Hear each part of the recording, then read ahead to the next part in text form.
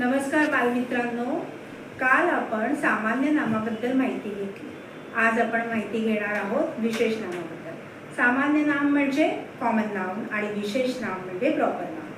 नामाबद्दल आपण आज विशेष नामाबद्दल माहिती घेऊया. विशेष नाम म्हणजे काय?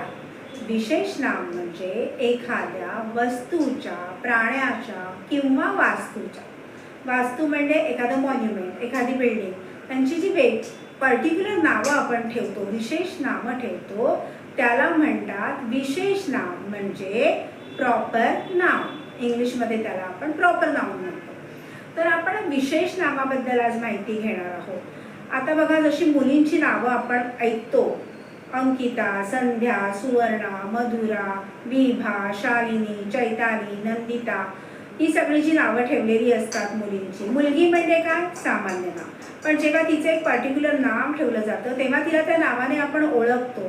किंवा मुलाला मंदार, चेतन, अजिंक्य, विश्वजित, रायन, लीन, विजय, अजय अशी नावं असतात आपल्या मित्रांची. तेव्हा आपल्याला ओळखता येतं की अरे, अजय म्हणजे हा मुलगा, विजय म्हणजे हा मुलगा. नाही तर सगळ्या मुलग्यांना आपण मुलगाच म्हणतो की नाही. मग म्हणून त्यांना ओळखता यावं म्हणून आपण त्यांची काही नावं ठेवतो. मग त्या नावाला म्हणतात प्रॉपर नाव. आपल्या देशात पर्वत आहेत, नद्या आहेत, त्यांनाही आपण नावं दिलेली आहेत.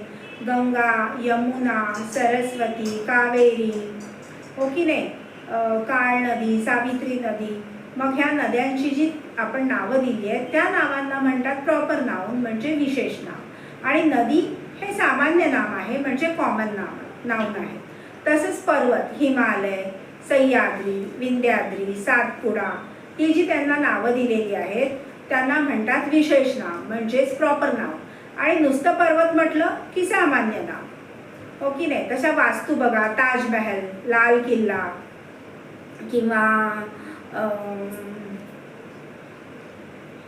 किल्ला ताजमहल किंवा बीबी का मकबरा, ह्या वास्तूंना आपण ही नावं दिलेली आहेत. मग ती झाली विशेष नाव. पण नुसतीच एखादी बिल्डिंग किंवा एखादी इमारत असं म्हटलं की ते होतं सामान्य नाव. लक्षात आलं तुम्हाला विशेष नाम म्हणजे काय?